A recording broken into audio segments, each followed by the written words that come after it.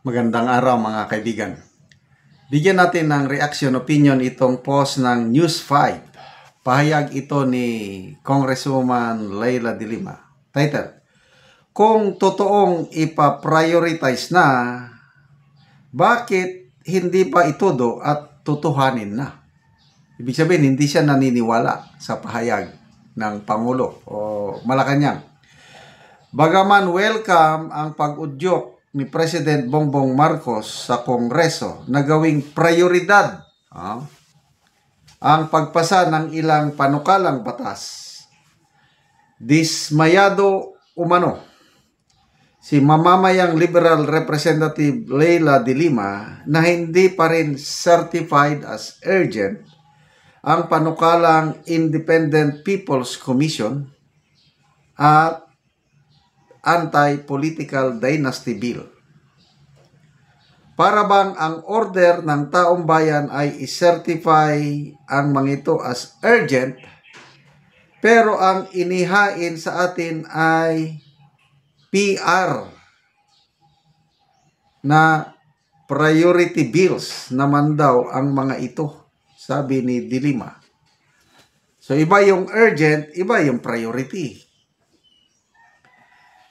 Kahit parang sirang plaka na tayo, hindi tayo magsasawang kalampagin ang Pangulo na i-certify na ang mga ito as urgent and for our colleagues to swiftly pass these measures.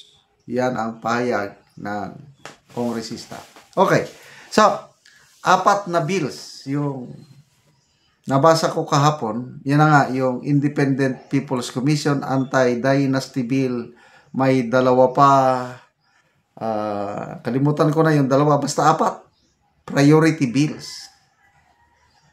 So, naisip ko, doon muna tayo sa ano. Ang importante yung 2. Yung Anti-Dynasty Bill, palagi ko hindi makakapasa yun. Kasi ang mga lawmakers, sila mismo ang matatamaan eh. Pati mismo ang Pangulo. Kasi dynasty din sila eh. Tingnan nyo sa Ilocos Norte. Poros mga Marcos ang mga nandun eh. So ipapasa ba nila yung isang batas na titigil na, puputol na sa kanilang hahari sa Ilocos Norte? Palagay ko hindi. Kinakailangan mo ng isang leader. Sabi nga may hamon eh. Hamon ng isang retired general, si General Eliseo Rio, dating DICT Secretary. Hinamon nila ang presidente to bite the bullet. Kagatin ba ang bala? Parang ano lang ito. Anong tawag noon? Na mahirap gawin. Kaya lang, kung totohanan ang kanyang leadership na i-reform ang political system sa bansa, kailangan. Ako, ganahan ako kung mayroong anti-dynasty bill para hindi lang the same family. Although, kung hindi nila ipasa, depende kasi sa political dynasty. Meron ding political dynasty na marurunong. Example, Duterte. Political dynasty sila. But wala akong problema sa political dynasty ng mga Duterte kasi good governance ang kanila. I believe may mangilan-ilan pa na political dynasty sila but they're doing it for the good of their province or municipality. Well and good. Ito, narinig ko lang, may nag-reunion ng mga kaibigan ko sa amin, sa La Union sa isang bayan. Bakit sila na lang? Wala na bang ibang magaling dito sa bayan natin? Bakit? Mula congressman, mayor, vice mayor, mga konsyal, halos sila na lahat. Yung pamilya na yun. Wala na bang ibang magaling? Ganon. tinitignan ko yung town na yun, hindi naman umaasinso masyado. Wala. Dapat kung political dynasty na magaling, example, Davao. Dynasty nga siya, sila kailang paangat ng paangat ang Davao. Kaya no problem.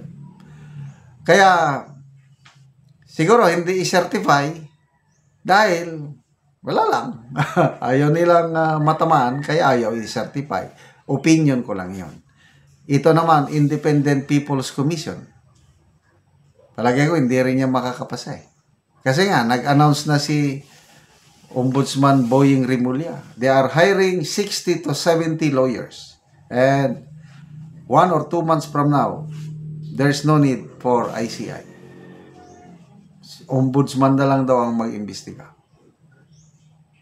Na pati si Senator Ping Lacson na nagtataka daw bakit biglang nawalan ng gana ng Malacanang itong ICI. So, kahit ano pang parang sirang plaka na si Congresswoman Dilima na i-certify, ayaw naman nilang maipasa, ay di wala, hanggang temporary lang yan. At opinion ko lang ito, nakikita kong direction ng ICIs, mawawala na yan. Ombudsman na lang bahala. Total, kanila naman ang ombudsman. Kahit sinasabi ni Boying Rimulya na kahit inappoint ako ng Pangulo, hindi niya ako hawak sa leeg. I can still decide on my own based on evidences. Depende na sa taong bayan kung paniwalaan siya o hindi. So, sorry na lang. At parang hindi totohanan ang dating. Ako rin. PR, parang public relation ba? Priority bills. PR. Ano ba yung PR? Inahin sa ay PR na priority bills. So, announcement lang. Para lang Consuelo de Bobo na interesado ang Pangulo sa anti-dynasty bill, ay priority nyo. Pwede bang maipasa? Kaya lang, wala. Never, to me never na maipasa yung anti-dynasty bill. Habang ang mga kongresista na nandiyan ngayon, ganyan sila. Para nilang pinukpok ang kanilang ulo ng martilyo pag ipasa nila ang anti-dynasty bill. Salamat mga kaibigan sa inyong pagsubaybay sa ating channel. Nakakatulong kayo ng malaki sa tribong Talandig ng Bukidnon dahil ang income natin sa channel na ito is pantulong po sa tribo. Namimigay tayo ngayon ng mga libreng yero at pako para makapagpatayo sila ng mas maayos na tirahan. Panoorin nyo ang video na ito. Hello mga ka-viewers, live ta karon, mao ni ang matabangan atugsin si Kuya. Salamat tayo. Salamat tayo. Kahinawa nga sin. So si Kuya. So mani ang balay. Ato pa niya. Salamat tayo. So mao ni ang balay ni Kuya nga atupan sa nahat gihatag sa iya nga yero. So nagagatog na gid si Kuya. So mo ni ang balay ni Kuya ngayon gipatindog. Natagaan man siya gyero. So mo na nga yung gitaod na. So ako man nagid si Kuya. So nindot na gid yung balay.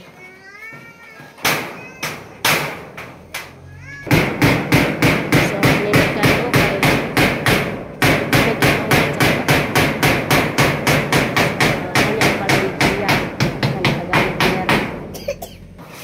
karon na humanagyod ang balay ni Kuya so nindot na kaayo kay na humanag-atop ang gihatag sa iya nga yero, plinsen, pako, ug lansang nakataon na gid niya so nindot kayo mana og karon Kuya unsay imong masulti nga natagaan kag yero. Ay pasalamat gid mi sa kuan naghatag og sin kay nakahuman gid mi kuan. Salamat gid sa Ginoo sa nagtabang og kuan sin. So pila na imong edad Kuya? 49 na. Sa 49 na ka. So, na kay mga anak. Na. So, asa imong mga anak Kuya? Nag-eskwela. So, nang eskwela pa sila. So, unsa imong pangunabuhian Kuya? Nganong karon pa man maatupan imong balay? Wala gyud mag-uma. So mag-uuma lang ka kuya. So si kuya mag-uuma lang, so dako kayang pasalamat kay natabangan siya og nakaatop siya sa iyang balay og giyero. So salamat kaayo sa nagtabang ug sa nagtan-aw sa video. God bless.